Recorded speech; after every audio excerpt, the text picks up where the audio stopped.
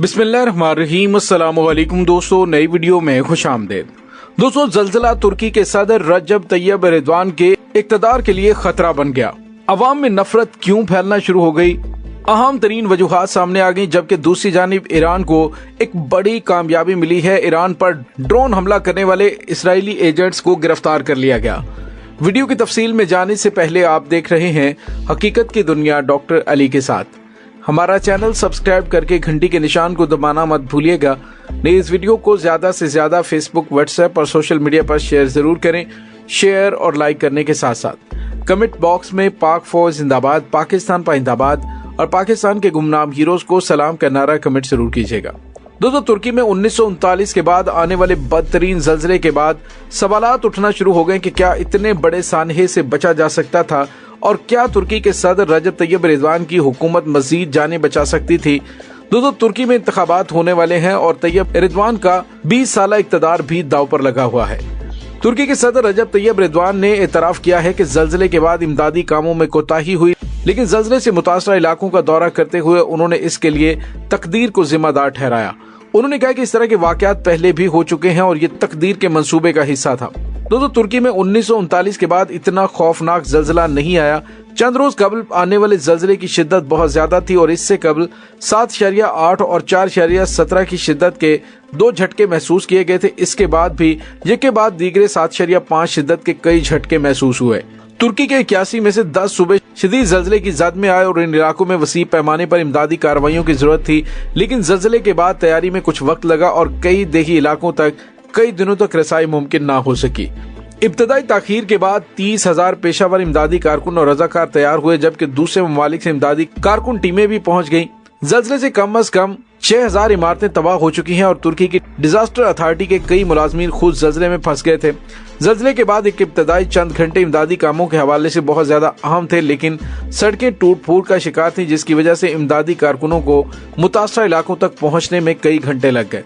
तुर्की में जल्जले आते रहते हैं, लेकिन इस जल्जले के बाद एक रजाकाराना इमदादी टीम के बानी ने कहा कि इस बार रिलीफ ऑपरेशन में सियासत आड़े आ रही है।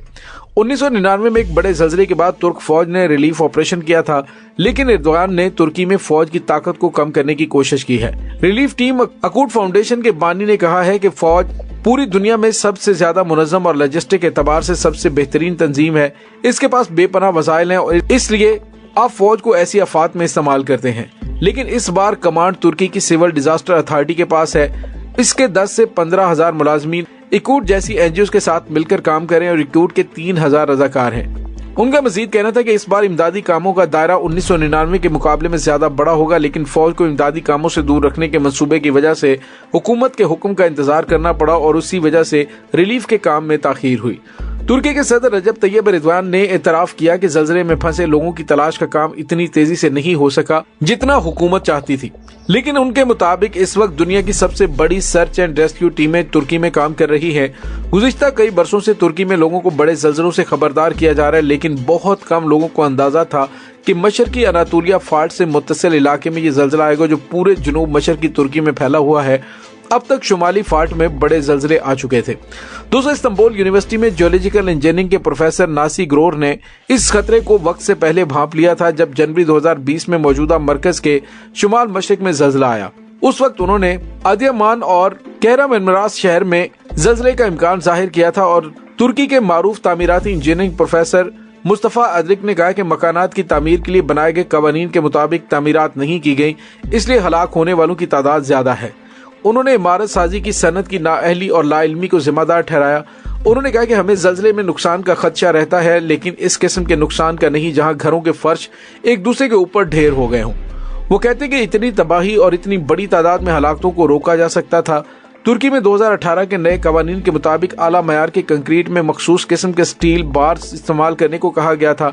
कवायद के मुताबिक उमूदी और उफ़क़ी कॉलम इस तरह खड़े करना जरूरी थे कि वो जल्जले के झटके बर्दाश्त कर सकें।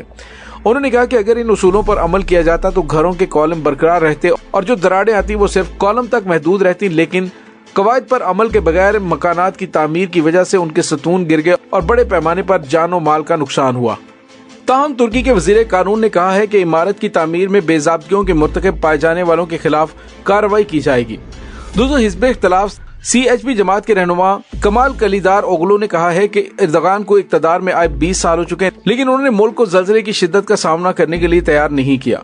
अब 1999 के ज़लज़ले के बाद ज़लज़ला टैक्स की मद में जमा होने वाली खतीर रकम के इस्तेमाल पर सवालात उठ रहे हैं। ये रकम ज़लज़ले के खिलाफ मुज़ाहमत रखने वाले मकानात की तामीर के लिए इस्तेमाल की जानी थी। इसके अलावा मोबाइल फोन, रेडियो और TV ऑपरेटर्स से जमा किए गए 88 अरब लीरा के टैक्स की इस्तेमाल पर भी सवालात उठाए जा रहे हैं। पूछा जा रहा है कि ये रकम कहाँ गई। 2 साल कबल इस टैक्स में 10% इजाफा किया गया था, लेकिन हुकूमत ने अभी तक ये नहीं बताया कि ये रकम कहाँ खर्च हुई। अमारात की तामीर में बेज़ाब्तियों में मुलविस अफराद के लिए एमनेस्टी स्कीम भी लाई गई।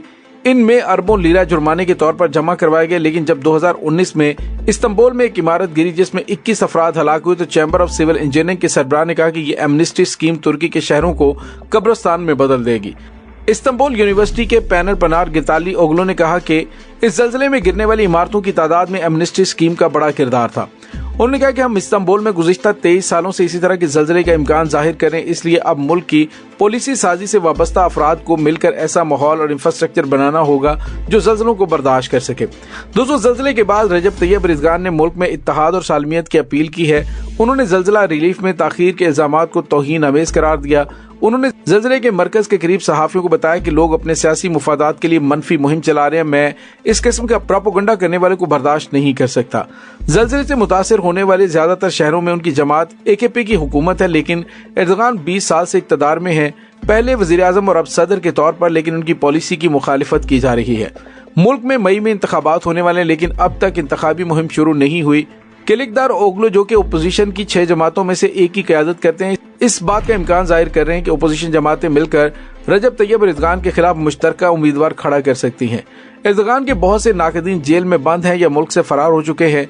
जब 2016 में उनके खिलाफ बगावत की कोशिश की गई तो हजारों अफराद को गिरफ्तार किया गया, जबकि सरकारी मुलाजमीन की भी एक बड़ी तादाद को फारिग कर दिया गया। दोस्तों, सवाल ये पैदा होता है कि क्या मौजूदा ज़लज़ला रजब तैयब एर्दोगान के इक़्तिदार से उन्हें फारिग कर सकता है? तो दोस्तों, तुर्की की मईशत मुसलसल ज़वाल पजीर है और महंगाई 57% तक पहुंच चुकी है। ज़लज़ले के नतीजे में होने वाली तनकीद के बाद हुकूमत ने लोगों के ट्विटर अकाउंट ब्लॉक करना शुरू कर दिए, जबकि ज़लज़ले से बच जाने वाले लोकेशन जानने के लिए लोग ट्विटर अकाउंट इस्तेमाल कर रहे थे। लेकिन हुकूमत ने कहा कि इसे प्रोपेगेंडे के लिए इस्तेमाल किया जा रहा है। पुलिस के एक ऐसे माहिर सियासत को हिरासत में लिया गया जिसने इमरजेंसी रिस्पांस पर तनकीद की थी। तो दोस्तों, दूसरे लफ्जों में आप यूं कहिए कि ये ज़लज़ला रजब तैयब एर्दोगान के 20 साल इक़्तिदार के खात्मे का बायस भी बन सकता है। दूसरी जानब एक और बड़ी खबर सामने आ रही है और ये खबर ईरान के हवाले से है। जी हाँ दोस्तों, ईरानी शहर अस्फहान में फौजी तंसीबात पर जो नाकाम ड्रोन हमला हुआ था, उनके मरकजी मुल्ज़िमान को गिरफ्तार कर लिया गया है। ईरान की वजारत इंटेलिजेंस और सिपाही पासदारान इनकलाब की इंटेलिजेंस तंजीम ने एक मुश्तरका एलामिया में मरकजी मुल्जिमों की गिरफ्तारी का ऐलान करते हुए कहा कि इमाम ज़माना के गुमनाम सिपाहियों ने अस्फहान में मिलिट्री साइट पर नाकाम हमले के मरकजी मुल्जिमान को शनाख्त करके गिरफ्तार कर लिया। गिरफ्तार मुल्जिमान से तफ्तीश की जा रही है और मुनासिब वक्त पर तफसीलात फराहम की जाएंगी। मुश्तरका एलामिया के मुताबिक अब तक की कार्रवाई में सहूनी हुकूमत के कराए के एजेंटों की शमूलियत साबित हो चुकी है और हम ये ऐलान करते हैं कि अगरचे सहूनी हुकूमत की ये कोशिश नाकाम हुई थी, ताहम इस्लामी जमहूरिया ईरान पर किसी भी जारहियत की दोहरी सजा दी जाएगी और इसका इबरतनाक रद्द-ए-अमल सामने आएगा। दोस्तों, याद रहे कि गुज़िश्ता माह की 29 तारीख को ईरानी शहर अस्फहान में मिलिट्री साइट पर ड्रोन हमला नाकाम बनाया गया था और ईरानी वजारत दिफा के मुताबिक अस्फहान शहर की दिफाई सनत के एक कम्प्लेक्स पर ड्रोन हमला किया गया, ताहम हमले को नाकाम बनाया गया। वजारत ने कहा कि उनकी एक वर्कशॉप कम्प्लेक्स मुतअद्दिद माइक्रो एरियल व्हीकल्स के हमले की जद में आया, लेकिन कम्प्लेक्स के फिजाई दिफाई निजाम ने उसे पिस्पा कर दिया।